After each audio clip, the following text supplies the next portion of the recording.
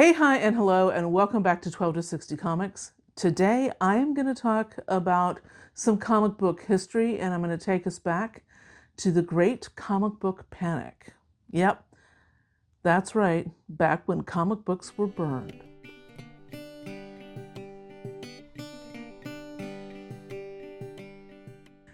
So let me take you back to post-war America. We're talking after the victory of World War II. All the guys came back from the war. There were lots of kids. People were loving comic books. I mean, literally, think about it. Back then, in like, say, the late 40s, early 50s, every year about 80 to 100 million comics were sold. And this is back in the time when they were like 10 cents. There were all kinds of comics. There were horror comics. There were romance comics. There were funny comics. There were superhero comics. There was, if you can imagine, in this day and age, it's a little bit hard to imagine, but there were about, 15 to 20 at any given time, 15 to 20 publishers of comic books. I mean, we had the, DC and Marvel and Archie and Gold Key and Dell. We had EC, which is going to figure heavily in this history. But there were just a lot of companies vying for that huge consumption of comic books. I think in 1952, there was something like 650 monthly titles.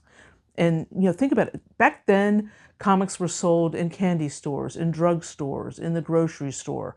And they were all newsstand versions. And they covered a lot, and they were pretty much unhinged, unfiltered, uncensored until 1948. And then we enter Frederick Wertham, psychiatrist. And he was a guy, he'd lived in, I think he'd been born in Germany, trained as a psychiatrist, psychoanalyst under the sort of, Freudian sort of concepts, had come to America, had really focused a lot on crime and juvenile delinquents and what wasn't then called pop media or pop culture, but basically was that. And in 1948, he published an article. I think it was called The Comics, What's So Funny, or something like that. And it was published in a journal called the Saturday Review. And it basically was about how, comic books were leading to kids committing crimes. Like he basically, based on his own practice and his alleged scientific studies, he was able to determine that there was so much crime and violence and horror and evil and bad things done in comics. Oh, won't somebody please think of the children? And kids, apparently brainless children, were unable to sort of discern fiction from reality, and therefore they were being driven to commit terrible acts of juvenile delinquency because of comic books. And that article got picked up in a condensed form by Reader's Digest, and it literally sort of spawned a huge panic. There were articles written about it. There was all kinds of things happening. You had churches and scout groups and schools and, PTAs. You had all of these people panicking about how comic books were turning kids into tiny little felons and psychopaths. And I mean, kids were literally like, they were rewarded to like load up their little red wagons with all their comic books and haul them down to the dump or turn them in at school. Some towns even hosted big pyres, bonfires of comic books. And you'd see all these little kids, coming down, looking all happy and proud of themselves with their comic books tucked into their arms, just tossing comic books into the flames. And this was like a nationwide sort of panic or hysteria. And then in 1954, Dr. Wertham, our hero of the hour, decided to just really pour some fuel onto this fire. And he published a book called Seduction of the Innocent, which appeared to be sort of a very scholarly nonfiction analysis, trying to establish how, to really clearly create a link between comic books and juvenile criminality and psychopathic behavior. And what he did was he went through tons of comic books and he cited various examples, particularly like from horror comics and crime comics. And he would identify issues of, theft and robbery and murder and other kinds of misbehavior. This is the famous, Batman and Robin homoeroticism, and how there were, like, if you looked really hard into the background drawings of certain comic books, like in the bark of a tree or something like that, you could see the naked form of a woman. And it basically just, it began to really blow up this whole idea that comic books were bad and they were leading to all of this, horrible, horrible behavior by children, to the extent that, obviously, small city councils and school boards and parent teacher associations were gathering and trying to create rules and ordinances and, restrict the use of these comic books or the sale of these comic books. You had advertisers that were pulling their advertisements from comic books. And you had Senator Kefauver over there in Washington, D.C. with his Senate subcommittee.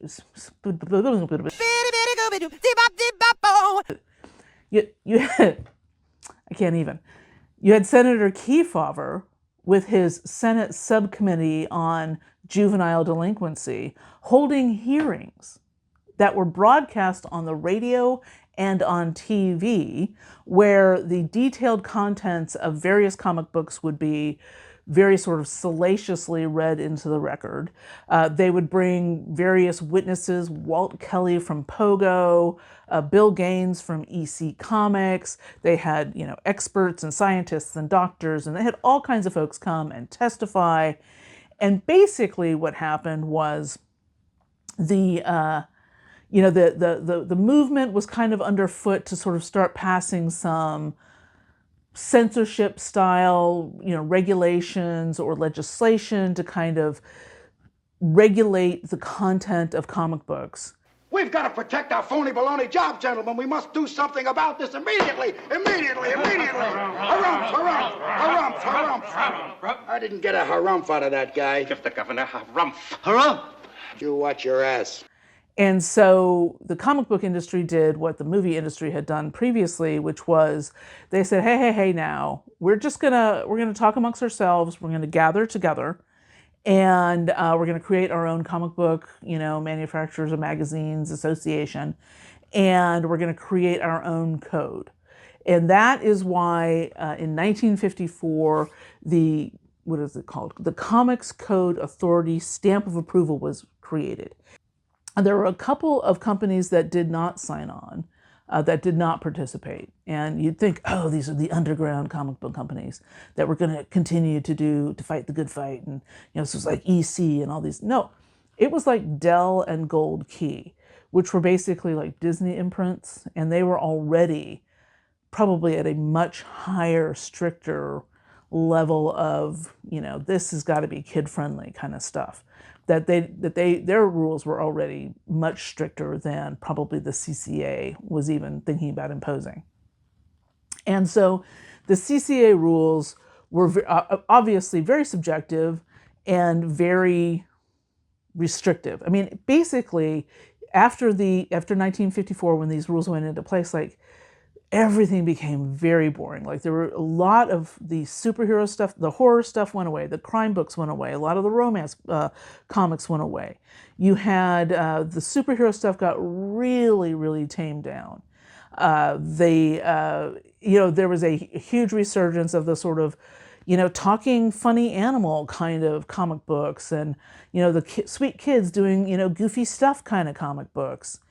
And that was basically, if you look at the comics that were published in the late 50s, early to mid 60s, that was a lot of that. It wasn't until like the later 60s when some of the comics, like particularly superhero comics like Spider-Man, things like that, began to get a little bit more daring, but still fully within the code. And the code, restricted any kind of like vulgarity, any kind of like the criminal getting away with it, any kind of horror, they restricted, you couldn't use the word terror or fear or crime or all these other things in the title. You couldn't show you couldn't show people or women in particular in certain kinds of positions. There was clothing requirements, which, I'm not against, characters being clothed, but, it was really, really restrictive about what could or couldn't be shown. Certainly you couldn't show anything deviant. And we all know what that is. But including like interracial relationships. There was one where they tried to like disapprove of a comic because the main character was Black, and they wanted the publisher to change that character. He was a pretty heroic character, pretty stand-up person. They wanted the company, which was EC, to change the character to white, and EC pushed back and said, well, that would kind of really change the meaning of the comic book, because, the comic book is about racism and why it's bad. And apparently EC won that particular argument and was able to publish that comic book, but that's the kind of like really like overreach that was happening with the CCA. And you would think to yourself, well, right, you couldn't have vampires, you couldn't have ghouls, you couldn't have ghosts, you couldn't have, any kind of monsters, really. You couldn't have werewolves, you couldn't have zombies, The Walking Dead were specifically called out. And that's, gosh, what fun was that? There was probably no fun. It's probably why gorillas took over the covers of most comic books, to be honest. And then in like around the early 70s, like 1971, they started to kind of, back down the code a little bit, so that, if a particular creature, for example, vampires, ghouls, werewolves, well, you could include those because, those are, literary figures, like Frankenstein. That's a literary figure. Dracula, that's a literary figure. But zombies? No, there's no literary background to zombies. Still can't do zombies. So companies were coming up with new names for The Walking Dead that didn't include zombie. And so that continued for a while. Then in the 1980s, some of the mainstream publishers, 1990s, started to, Marvel and DC started to publish a few books that they knew would not conform with the code. And so they would specifically choose not to submit them for approval. And we have the development of, Image. In the 90s, we have the development of the Vertigo imprint at DC. We have the Marvel Knights imprint at Marvel, where they were basically beginning to ignore or at least step away from the CCA. But most of the mainstream comics were still being submitted every day for approval, for this stamp of approval. That includes like the Archie comics, Bongo comics, all of these things that were not sort of in that creator-owned sort of, more mature level.